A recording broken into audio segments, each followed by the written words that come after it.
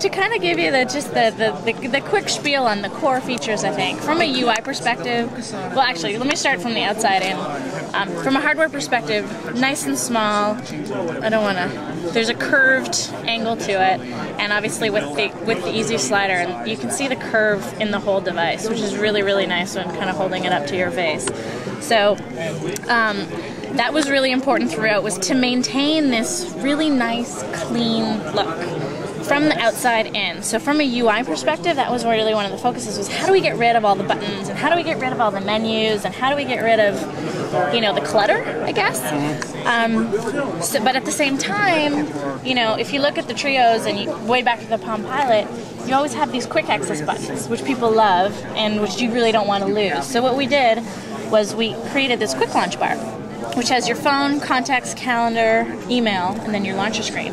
And that's there, and that's kind of really your favorite. So full touch screen, so if I want to open my contacts, quick touch there, it will open up my contacts. Again, within each of the applications, we've really maintained kind of that really clean look. So super simple, you have the pictures there. If you want to add a contact, you don't need to menus or anything like that. You can just do a quick boop, add the contacts. You can scroll through, you get a nice momentum going. Scroll back, everything's really, really great and everything's there.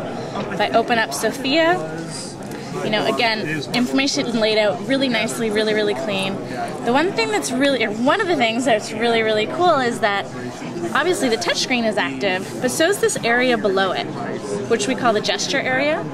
So one of my favorite gestures, which I've missed terribly on a lot of the recent Palm devices, is the back gesture. So if I want to go, so I'm in Sophia's contact information now. If I want to go back to my main contact list, just do a quick back swipe on the gesture, and it brings me back to the main side. And you see that it's difficult to see, but there's a little light underneath it. So it actually is recognizing your gesture. And it's kind of ambidextrous. So if I'm left-handed, or if I want to do it with one hand, or if I want to do it on this side, whatever it may be, my battery's dying, then it's just kind of really, really simple and clean. And if you didn't have this light on it, you'd be able to see those lights better. Yes, exactly. Another, kind of great gesture to know is full swipe from the bottom brings up your typical launcher screen, right? So every phone has the launcher screen. It's, reminiscent of kind of these guys. So you can tap on photos. Again, really, really easy. If I want photos, pull those up.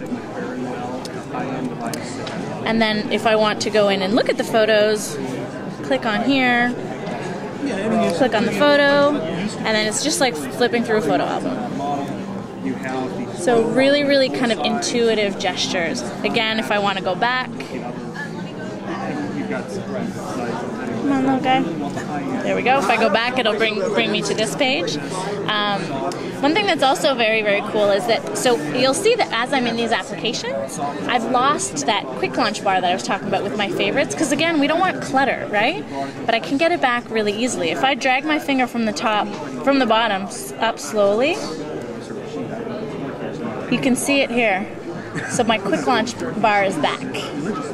So we've kept it off the screen. Could you anchor it on the screen if you wanted to? Not when you're in the applications.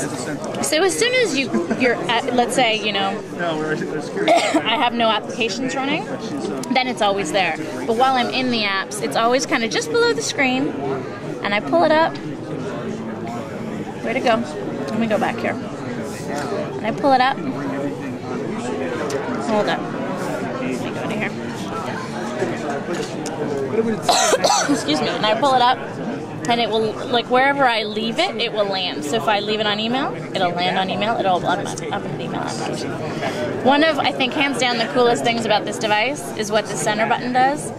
So the center button does, basically what we wanted to do with the platform as a whole is to be able to almost replicate what you can do on your desktop. On your desktop you have obviously your taskbar at the bottom. You can have a million applications open at the same time if you want. Nobody's been able to do that in mobile, right? You have some labeled multitasking environments, but they're just all layered. You can't see them. You don't know what you're doing. They're just all open at the same time, eating up your battery life, and you're not really doing anything with them. That's a very easy. What this does is we've changed kind of how that works. This is a center button. It brings you to your card view, which is all of your open applications. And these are actually active live applications. So for example, if I want to pull the contacts up, excuse me, I've got to try it. If I pull my contacts up, let me just try and show you that, just to show you that they are active. If I give it a big swipe, I move back, it's still moving. So these are actual live applications. They're not frozen in time and put at the back. So this is really great when I'm starting an email, you know, like typical, I'm here right now. If I start an email and I need somebody's phone number, save as draft, close it, go to my email, open, it's chaos, right? Now I just click my back button, jump over to the next application, and it does it all for me. And then when I'm in this view, I can move them around. So I can say, okay, bring this guy here, or bring this guy over here, if you have some sort of logical sequence that you want to follow. Or I can close them just by swiping them off the screen. Super easy and intuitive. Now the next coolest thing about the Pre and the Palm OS in general is this concept called Synergy. So Synergy is a new feature that we apply to contacts, calendar, messaging, and email. So let me start with contacts. So Synergy is all based on this idea that, okay, today not everybody, your information lives all over the place, right? So I have my EAS account or my Outlook account at work that has all my work contacts. I have my Gmail account that might have my personal calendar and my friends from wherever. And then I have my 200 friends on Facebook and my calendar of events there. So in the olden days, pre-Palm Web OS, you would have to, if I say, okay, I want to call Sophia, okay, and I'm thinking of her phone number, well, I think the phone number that I want is on her Facebook account. I'd open up my Facebook account, I'd go and find Sophia as a friend, and then I'd drill in and get her phone number. What Palm Web OS does with Palm Synergy feature is it actually pulls from all those data sources and it pulls it all together. So if I go into Sophia here, you see that she has some stacked photos. That means that she has more than one contact in there. You see a little 2, so she has 2. If you click on that, it'll show you that her information is being pulled from my Outlook account as well as my Gmail account. So, but when I look at it, right, I don't, at the end of the day, if I want to call Sophia, I don't really care if her phone number is stored in Gmail or Outlook. I just want to call Sophia. So when it comes to this, it doesn't really matter. But it's keeping the silos on the web that you want to keep. So it's just kind of really thinking about, okay, how do I contact a person versus a person siloed in this application, right? So that's Synergy and Contacts. If I want to look at Synergy and Calendar, pull up my calendar here. We've also done the same thing. So we pull the calendar information from different sources, from your EAS, from your personal calendars on Gmail, from your Facebook calendar. You can subscribe to public calendars on Gmail, so I might have the weather calendar, I might have a sports team's calendar, a band's calendar, whatever it may be. And it layers them all into one view. So you can actually see where your free time is, instead of saying, okay, well I'm free at work, but I have another engagement, and jumping around from one calendar to the other. So if I click up here on all, it'll show me, right now it's showing me all my calendars. So I have my EAS account, I have the US holidays layered in there, I have the Sharks calendar, I have the weather, and I have my personal family calendar. If for some reason I'm just really busy and at work and I just want to look at my work account during the day, click on, I highlight the Palm EAS account, and it'll just show me which ones are my work account. But the cool thing is, if you see up here, there's some diagonal lines there. What those diagonal lines mean is that time is taken up in one of your other calendars. So even just looking at that, even though you don't have the details of your other calendar, you see that, well, from 2 to 3 I'm actually booked. Another really cool thing, so that's all done kind of, again, through this concept of synergy, of pulling all your information together. Another thing that's just really cool, I think, is that in order to, again, with the kind of to try to declutter the UI, we, like on a typical calendar right now, if you had 4 hours free in the afternoon, you'd just see white space, and you'd be scrolling back and forth, and you'd be going up from one to the other. Right now what we've done is we've kind of accordioned it. Right? So it says, okay, I have 2 hours free. And if, okay, I want to open that up, click on that, whoop, it'll stretch it open, and then I can fill in the data. So just trying to maximize your screen. Tiny little things make a huge difference.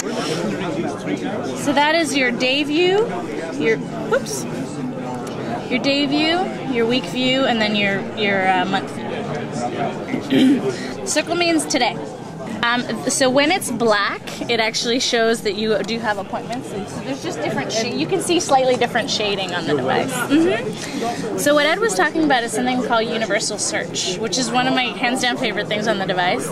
So for example, if I want to go today and find something on a website, I would open up my launcher screen, I'd click on the web application, I'd go to www.google.com, I'd type in whatever, and then I'd search it.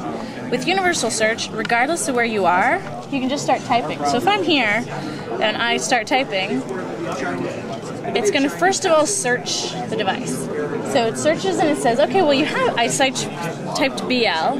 It says, all right, I have an application that corresponds to that. I also have a couple of contacts that corresponds to that. So the first search is on the device. If I keep typing, it's going to narrow a little bit for me. It's going to expand out Michael Bluth in case I really want to call him. And if I keep typing, Blue Man Group, it'll see if I want one of these searches. Yeah. So I can do Wiki, I can do Google. If I do Google,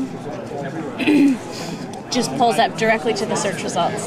So it's really kind of taking what's typically a 4 or 5 step process and putting it into a couple of simple tabs. And it's the easiest way, honestly. I do that to find all my applications instead of using the launcher. Anything that's outside of my quick launch bar, I use the universal search bar every time. You pop off the back, and you pop it out.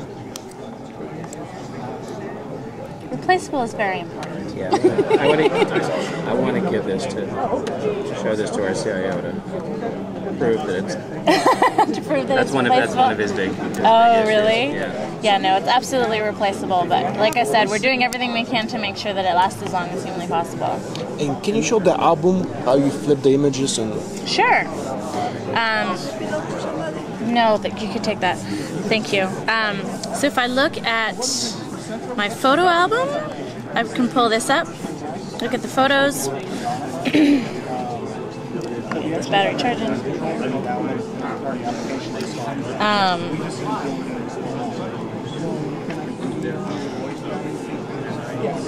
One thing that's fun is obviously kind of I can flip through them.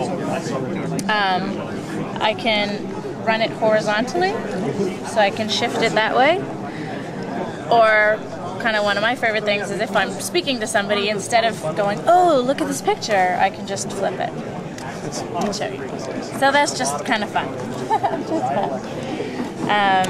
Again, kind of back, center button out, throw it off the screen. This is the Palm Touchstone. That's not in here, right? No, it's not. No, it's a separate accessory. So what this does, let me get this guy out of the way, is charger via inductive charging technology. So no cables, you'll notice it's really clean on the outside. You don't have these little guys that stuff gets stuck in. So throw it on there. It comes when you buy it. You have to change the battery door as well. Magnets in there. Just snap it on, and then it charges for you. So if you had a cover or something on it, you couldn't use that. So like you had a sleeve or some I'm not sort of sure how stand. strong the magnet is, so that if it is covered, there's probably a thickness requirement.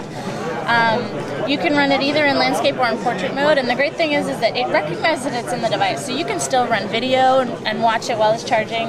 If it's in the charger and you get a phone call, you can answer the phone call and it goes automatically to speakerphone because it knows that it's in the charger. So just again, something that's kind of the outcome of us doing the hardware and the software, you can get some of this great integration that you can't really get. Does it take longer to charge? No. So charging on here or charging directly plugged into the wall are going to be your What about best bets. synchronization? If you have to synchronize with the PC? You don't have to synchronize to the PC. Okay. So everything is done over the air, right? So that's kind of the beauty of the WebOS is that connectivity, so that everything is kind of there for you. There's really not ever a reason to plug it into your PC. One thing you might plug it into your PC for is that you can use it as a USB kind of mass storage mode. So if you want to transfer a whole chunk of photos or a whole chunk of music over, plug it into your computer and it appears like just a thumb drive, and then you can just transfer everything over. So there's a USB. Yes, there is. It's right here on the side. So one thing that's actually worth showing is first the music. While we're talking about music. Do you have any videos you could show too? Yeah, sure. So kind of this is what your music library is on, so you get all the album art that you want as well. It has a great speaker on it that's kind of tough to hear in here. Where's the speaker? It's on the back. So I can. The cool thing is I can have this playing in the background, and I can kind of keep doing what I'm doing. So I go back to my email or whatever it may be, and you'll see that the music now, you get this little music note. So it's now in my dashboard, right? In my notification dashboard. So if I want to change my music, I don't need to go back and open up my music player. I can just tap on this below, and it pulls it up here. So here's a notification that I missed earlier that I'm going to throw away. Here I can go and I can fast forward. You can see the music art or the album art kind of in the background. So I can just manage it without actually stopping what I'm doing or canceling out of what I'm doing. You were looking for some video. Let's see what's on here. So I think we have 2 videos on here. There's a trailer and there's 10 elephants. Somebody's personal video of elephants. Careful. Yeah. No, it's nice actually. And it's always in landscape. If you flipped it over, does it always know which is the bottom, so to speak? Do you know what I mean? I don't know about in video, but I think it's. I'm not really sure, to be honest. I can try it in another application if you'd like. Is there audio? Yes, there is. Yeah, you can hear. Yeah. What's the maximum on the? Is this maximum output on the speaker? This is maximum. It's tough in here, but here, let me put this video on. Can you make voice calls? Yes. This is a trailer, but Does it take what kind of video formats? Any video formats? yeah, there's a long list of video formats that unfortunately I don't know off the top of my head. If you do go to our website, they're all kind of listed. So it's a pretty good speaker. Again, it's a big room, but it's a pretty loud speaker and it's not tinny at all, which is really nice. What are the milliamp hours on the battery? I think it's either 1150 or 1200. I don't remember off the top of my head. As far as battery life, we're kind of still working that out. I'm working it through kind of testing and certification, but want to make sure we maximize it as at least a day.